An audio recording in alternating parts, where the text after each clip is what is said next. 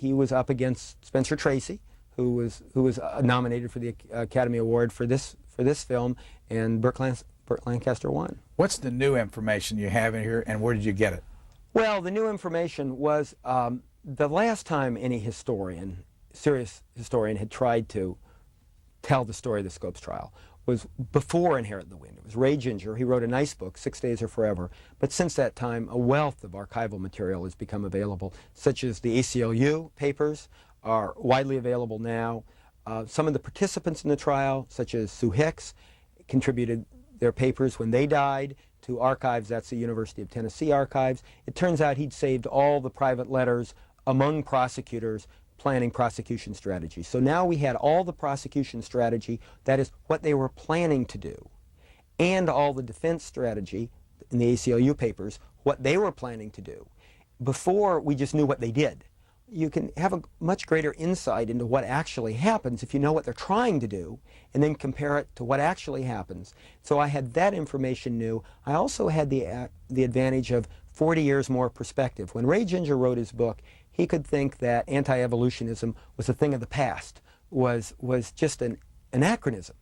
Now we know that it isn't, that it's still with us today, so you have better perspective. Give us a quick definition of evolution.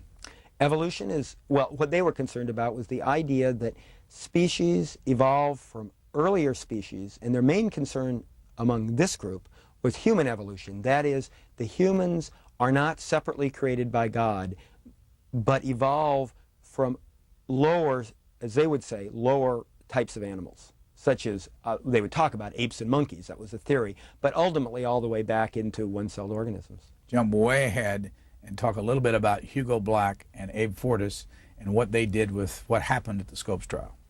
Well, Hugo Black and Abe Fortas happened to both be on the Supreme Court when this law finally made it to the United States Supreme Court. Remember, what year? That was 1967. Had it been, by the way, appealed to the Tennessee State Supreme Court? The Scopes conviction, it was appealed by the Tennessee Supreme Court, which strikes down the conviction of Scopes on a technicality, that the judge had imposed the sentence rather than the jury. They shouldn't have done it, because that had not been briefed, that had not been argued, it had not been raised. It had been noted at trial, and the defense had specifically raised any objection.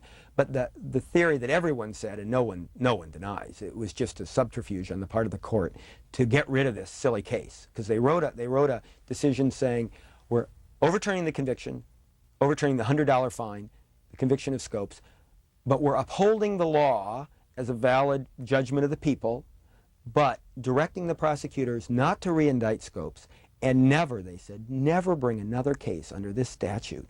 Save the peace, the quote was, to preserve the peace and dignity of Tennessee. Don't ever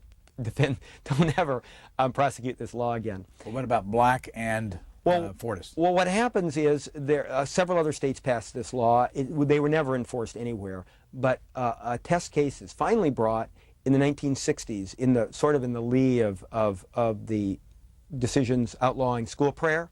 These laws are also challenged in declaratory judgment actions, even though they'd never been enforced.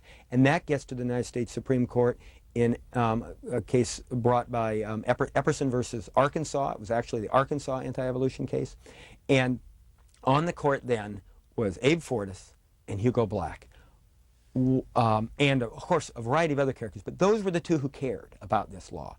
Abe Fortas cared because he had been a Tennessee high school student at the time of the Scopes trial. Of course, he was Jewish and therefore not part of the fundamentalist majority in Tennessee.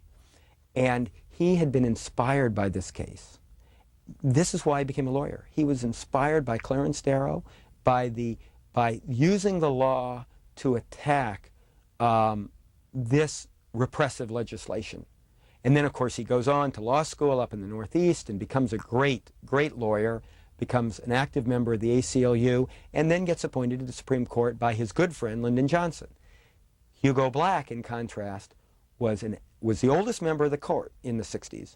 He had been an Alabama politician, a Klan politician. He'd been elected by the Klan as senator.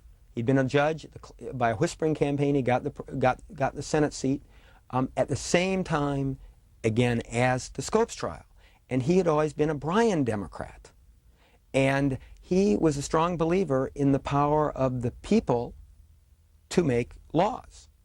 And so and he also was very suspicious of government striking down laws because of alleged purposes of the law. And he remembered these laws because he was a politician at the time when anti-evolution crusade was sweeping through America. And in the end, Abe Fortas writes the opinion for the court, striking down the statute. And he says it's void because it had a religious purpose. And Hugo Black writes a strong opinion against this, saying, you don't have any idea what the purpose of the laws is. The law could have been just to get this controversy out of the schools. Not that we wanted to promote religion, but we just didn't want anything about origins in because it would disrupt the public school systems. Then public schools were brand new. The same legislature that passed the anti-evolution law in Tennessee also was the legislature that authorized state funding for high schools. They were just starting in Tennessee. And the need to avoid the controversy over the issue of origins and religion battles in the schools was a reason for just not teaching origins. And that's why Hugo Black said that was a possible argument for the law. What first got you interested in this? What first got me, well, I'm a historian of science with a specialty in the history of modern biology, especially evolutionary biology and genetics. But I'm also a lawyer teaching in the law school. And here was a case that brought the two together. One of my colleagues caught me in the hall one time and said, you should write a book about the Scopes trial. He's a friend of mine, Peter Hoffer, who teaches in our law school, our history department. And he said, it brings together your two fields. And he said it, and immediately when he said it, says, that's right, I do evolutionary biology. Well, researching, I sort of collected the research materials for several years.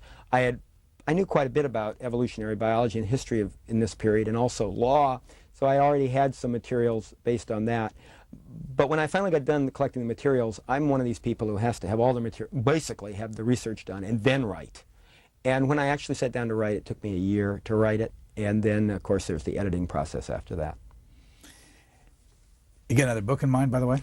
Well, the book that would be of this type is I'm working on a book, same way I'm collecting materials now for a book on the history of scientific research on the Galapagos Islands. There was a book, Beak of the Finch, recently that won a Pulitzer Prize that dealt with just one, a great book, deals with one current episode. What I want to do is go back to Charles Darwin, who was there, the Wilkes expedition that went there, Herman Melville went there, various different scientists were there in the past, and follow that story up of how one island and research on one island has shaped and influenced our view of biology. We only have a short minute left, but there's one scene that I had to go back and read it a couple times. William Jennings Bryan Jr. and John T. Scopes going for a dip in some kind of a stream the day the trial started and being late for the trial itself. Who was William Jennings Bryan Jr.? William Jennings Bryan Jr. was the very mild-mannered and retiring son of this great orator who'd gone to law school, and then when the Democrats were in power, he'd been appointed an attorney, a government attorney, a government prosecutor out in Los Angeles. And then he came out to work with his father. He knew details of law. He wrote briefs. And he came out to help his dad at the trial. And they were together at the trial. But he was not like his father at all. He wasn't bombastic.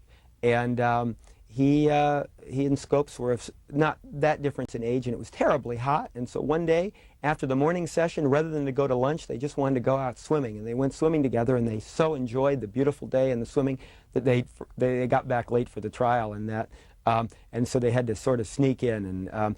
But fortunately, neither of them were big players in the trial. In fact, nobody really cared whether Scopes was there. We're out of time, but where did John Scopes go after all this?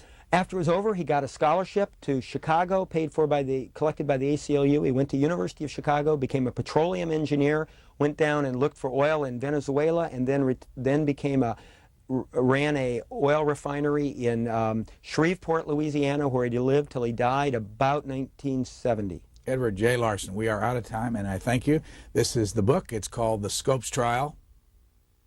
Thanks for joining us. Thank you.